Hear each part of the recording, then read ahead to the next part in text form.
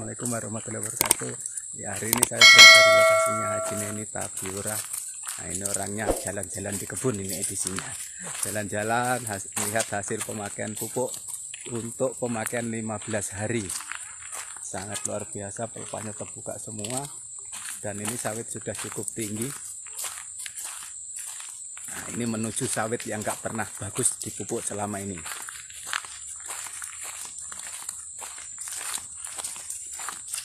Ini Bapak Ibu hasil pemakaian pupuk paten.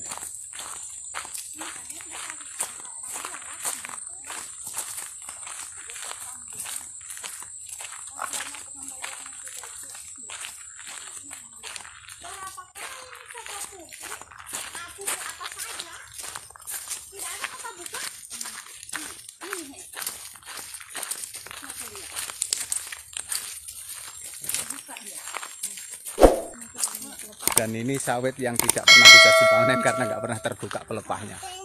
Nah, hari ini sudah mulai muncul buah hitamnya. Ini buah landak ini dulu ya Ji ya? Iya. Iya, buah landak. Nah, ini kelihatannya untuk 1-2 bulan ke depan sudah bisa dipanen. Nah, ini yang paling bawah buah yang sudah busuk, yang nggak pernah bisa dipanen. Iya. Oke Bapak Ibu, semoga ini bermanfaat.